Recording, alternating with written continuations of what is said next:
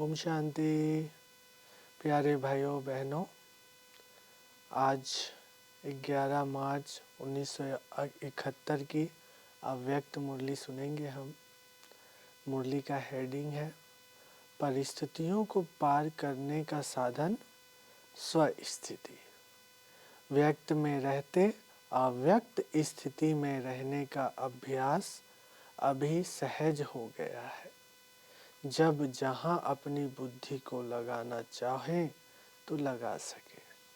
इसी अभ्यास को बढ़ाने के लिए अपने घर में अथवा भट्ठी में आते हो तो यहाँ के थोड़े समय का अनुभव सदा काल बनाने का प्रयत्न करना है। जैसे यहाँ भट्ठी व मधुवन में चलते फिरते अपने को अव्यक्त फरिश्ता समझते हो, वैसे कर्म क्षेत्र व सर्विस भूमि पर भी यह अभ्यास अपने साथ ही रखना है। एक बार का किया हुआ अनुभव कहाँ भी याद कर सकते हैं, तो यहाँ का अनुभव वहाँ भी याद रखने से व यहाँ की स्थिति में वहाँ भी स्थित रहने से बुद्धि को आदत पड़ जाएगी। जैसे लौकिक जीवन में न चाहते हुए भी आदत अपनी तरफ खींच लेती है, वैसे ही अव्यक्त स्थिति में स्थित होने की आदत बन जाने के बाद यह आदत स्वतः ही अपनी तरफ खींचेगी। इतना पुरुषार्थ करते हुए कई ऐसी आत्माएं हैं जो अब भी यही कहती हैं कि मेरी आदत है, मेरी आदत है, कमजोरी क्यों है, क्रोध क्यों किया, कोमल क्यों बने, कहेंगे मेरी आदत है। ऐसे जवाब अभी भी देते हैं। तो ऐसे ही यह स्थिति व इस अभ्यास की भी आदत बन जाए तो फिर न चाहते हुए भी यह अव्यक्त स्थिति की आदत अपनी तरफ आकर्षित करेगी। यह आदत आपको अदालत में जाने से बचाएगी। समझा? जब बुरी बुरी आदतें अपना सकते हो तो क्या यह आदत नहीं डाल सकते हो? 2-4 बारी भी कोई बात प्रैक्टिकल में लाई जाती है तो प्रैक्टिकल में लाने से प्रैक्टिस हो जाती है। यहाँ इस भट्ठी में अथवा मधुबन में इस अभ्यास को प्रैक्टिकल में लाते हो ना। जब यहाँ प्रैक्टिकल में लाते हो और प्रैक्टिस हो जाती है तो वह प्रैक्टिस की हुई चीज क्या बन जानी चाहिए? नेचुरल और नेचर बन जानी चाहिए। समझा? जैसे कहते हैं ना, यह मेरी नेचर है, तो यह अभ्यास प्रैक्टिस से नेचुरल और नेचर बन जाता है, बन जाना चाहिए। यह स्थिति जब नेचर बन जाएगी फिर क्या होगा? नेचुरल कैलेमिटीज हो जाएगी। आपकी नेचर न बनने के कारण यह नेचुरल कैलेमिटीज रुकी हुई है। क्योंकि अगर सामना करने वाले अपने स्व स्थिति से उन परिस्थितियों को पार नहीं कर सकेंगे तो फिर वह परिस्थितियां आएंगी कैसे? सामना करने वाले अभी तैयार नहीं है, इसलिए यह पर्दा खुलने में देरी पड़ रही है। अभी तक इन पुरानी आदतों से, पुराने संस्कारों से, पुरानी बातों से, पुरानी दुनिया से, पुरानी देह के संबंधियों से वैराग्य नहीं हुआ है।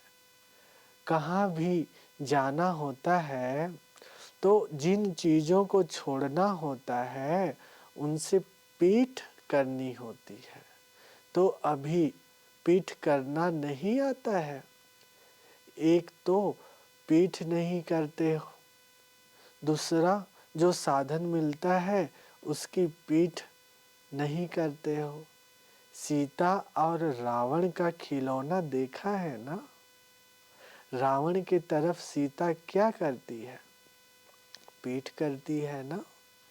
अगर पीठ कर दिया तो सहज ही उनके आकर्षण से बच जाएंगे। लेकिन पीठ नहीं करते हो, जैसे शमशान में जब नज़दीक पहुँचते हैं तो पैर इस तरफ और मुंह उस तरफ करते हैं ना? तो यह भी पीठ करना नहीं आता। फिर मुंह उस तरफ कर लेते हैं, इसलिए आकर्षण में कहाँ फंस जाते हैं। तो दोनों ही प्रकार की पीठ करने नहीं आती है। माया बहुत आकर्षण करने के रूप में रचती है, इसलिए न चाहते हुए भी पीठ करने के बजाय आकर्षण में आ जाते हैं। उसी आकर्षण में पुरुषार्थ को भूल, आगे बढ़ने को भूल रुक भी जाते हैं। तो क्या होगा? मंजिल पर पहुंचने में देरी हो जाएगी। कुमारों की भट्ठी है ना, तो कुमारों को यह खिलौना सामने रखना चाहिए। माया की तरफ मुंह कर लेते हैं। माया की तरफ मुंह करने से जो परीक्षाएं माया की तरफ से आती है उनका सामना नहीं कर सकते हैं। अगर उस तरफ मुंह करना करो तो माया की परिस्थितियों को मुंह दे सको, अर्थात सामना कर सको। समझा? कुमारों का सदा प्यार और सतोगुणी रहने का यादगार कौन सा है मालूम है? सनंत कुमार। उन्हों की विशेषता क्या दिखाते हैं?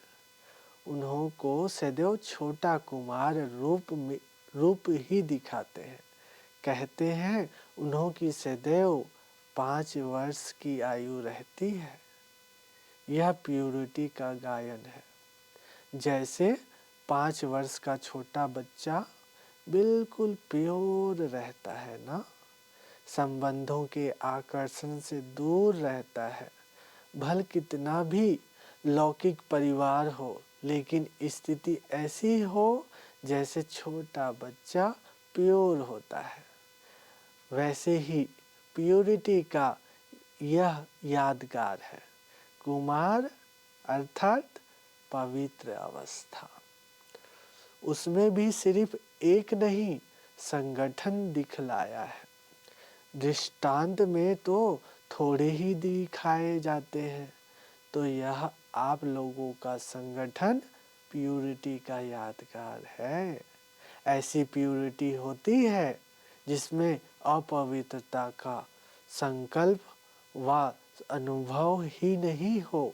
ऐसी स्थिति यादगार सामान बनाकर जानी है। ऐसी स्थिति यादगार सामान बनाकर जानी है। भट्ठी में इसलिए आए हो ना? बिल्कुल इस दुनिया की बातों से संबंध से न्यारे बनेंगे, तब देवी परिवार के, बाप दादा के और सारी दुनिया के प्यारे बनेंगे। वैसे भी कोई संबंधियों से जब न्यारे हो जाते हैं, लौकिक रीति भी अलग हो जाते हैं, तो न्यारे होने के बाद ज़्यादा प्यारे होते हैं। और अगर उन्हों के साथ रहते हैं व उन्हों के संबंध के लगाव में होते हैं तो इतने प्यारे नहीं होते हैं। वह हुआ लौकिक।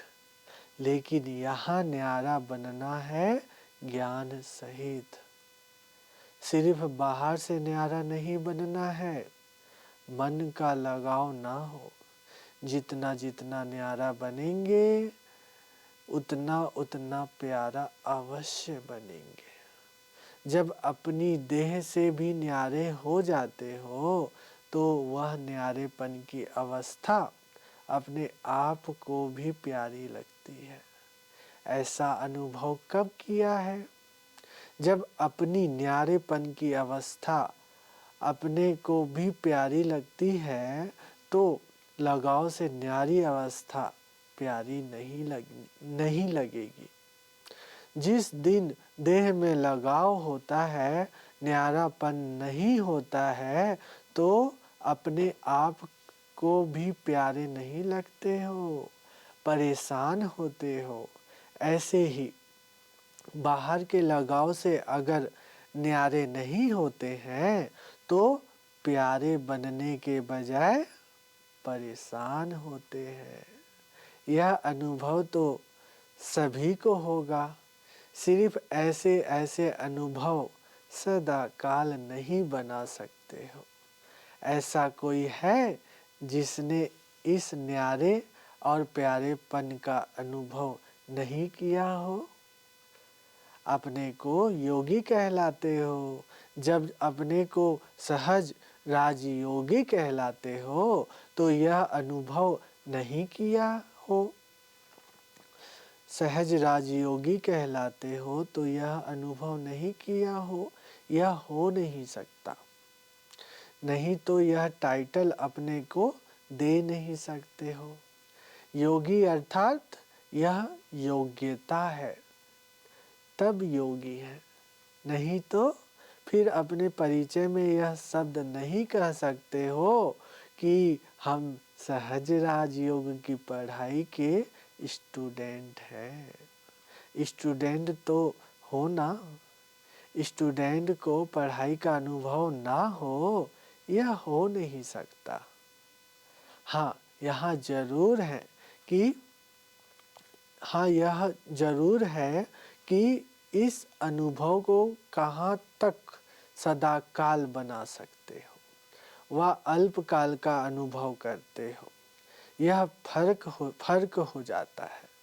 लेकिन जो पुराने स्टूडेंट हैं उन्हों का अनुभव अल्पकाल नहीं होना चाहिए। अगर अब तक अल्पकाल का ही अनुभव है तो फिर क्या होगा? संगम युग का वर्षा और भविष्य का वर्षा दोनों ही अल्प समय प्राप्त होगा। समझा? जो पूरा समय वर्षा प्राप्त करने का है वह नहीं कर सकेंगे, अल्प समय करेंगे। तो इसी में ही संतुष्ट हो क्या? आज कुमारों की भट्ठी का आरंभ है ना। भट्ठी का आरंभ अर्थात पकने का आरंभ। कोई स्वाहा होगा, कोई भट्ठी में पकेगा, कोई प्योरिटी का संकल्प दृढ़ करेगा। यहाँ तो करने के लिए ही आए हो ना। अब देखना है कि जो कहा वह किया। यह जो ग्रुप है वह पूरा माया से इनोसेंट और ज्ञान से सेंट बनकर जाना। जैसे सतयुगी आत्माएं जब यहाँ आती हैं तो विकारों की बातों की नॉलेज से इनोसेंट होती है ना। देखा है ना? अपना याद आता है कि जब हम आत्माएं सतयुग में थी तो क्या थी? माया की नॉलेज से इनोसेंट थी। याद आता है? अपने वह संस्कार स्मृति में आते हैं, वह सुना हुआ है इसलिए समझते हो। जैसे अपने इस जन्म में बचपन की बातें स्पष्ट स्मृति में आती है, वैसे ही जो कल के आपके संस्कार थे वह कल के संस्कार आज के जीवन में संस्कारों के समान स्पष्ट स्मृति में आते हैं, वह स्मृति में लाना पड़ता है। जो समझते हैं कि हमारे सत्ययोगी संस्कार ऐसे ही मुझे स्पष्ट स्मृति में आते हैं जैसे इस जीवन के बचपन के संस्कार स्पष्ट स्मृति में आते हैं, वह हाथ उठाओ। यह स्पष्ट स्मृति में आना चाहिए। साकार रूप में ब्रह्मा बाप में स्पष्ट स्मृति में थे ना। यह स्मृति तब होगी जब अपने आत्मिक स्वरूप की स्मृति स्पष्ट और सदाकाल रहेगी, तो फिर यह स्मृति भी स्पष्ट और सदाकाल रहेगी। अभी आत्मिक स्थिति की स्मृति कब कब देह के पर्दे के अंदर छिप जाती है, इसलिए यह स्मृति भी पर्दे के अंदर दिखाई देती है, स्पष्ट नहीं दिखाई देती है। आत्मिक स्मृति स्पष्ट और बहुत समय रहने से अपना भविष्य वर्षा अथवा अपने भविष्य के संस्कार स्वरूप में सामने आएंगे। अपने चित्र में क्या दिखाया है, एक तरफ विकार भागते, दूसरी तरफ बुद्धि की स्मृति बाप और भविष्य प्राप्ति की तरफ। यह लक्ष्मी नारायण का चित्र दिखाया है ना। यह चित्र किसके लिए बनाया है? दूसरों के लिए या अपनी स्थिति के लिए? तो भविष्य संस्कारों को स्पष्ट स्मृति में लाने के लिए आत्मिक स्वरूप की स्मृति सदा काल और स्पष्ट रहे। जैसे यह देह स्पष्ट दिखाई देती है, वैसे अपनी आत्मा का स्वरूप स्पष्ट दिखाई दे, अर्थात अनुभव में है। तो अब कुमारों को क्या करना है? सेंट भी बनना है, इनोसेंट भी बनना है। सहज पढ़ाई है ना, तो शब्द में आपका पूरा कोर्स हो जाएगा। ओम शांति। सॉरी, 2 शब्द में आपका पूरा कोर्स हो जाएगा। यह छाप लगाकर जाना, कमजोरी, परेशानी आदि इन बातों से बिल्कुल इनोसेंट। कमजोरी शब्द भी समाप्त होना है। इस ग्रुप का नाम कौन सा है? सिंप्लिसिटी और प्योरिटी में रहने वाला ग्रुप। जो सिंपल होता है वही ब्यूटीफुल होता है। सिंप्लिसिटी सिर्फ ड्रेस की नहीं, लेकिन सभी बातों की। निरहंकारी बनना अर्थात सिंपल बनना, निर्क्रोधी अर्थात सिंपल, निर्लोभी अर्थात सिंपल। यह सिंपलिसिटी प्योरिटी का साधन है। अच्छा, स्लोगन क्या याद रखेंगे?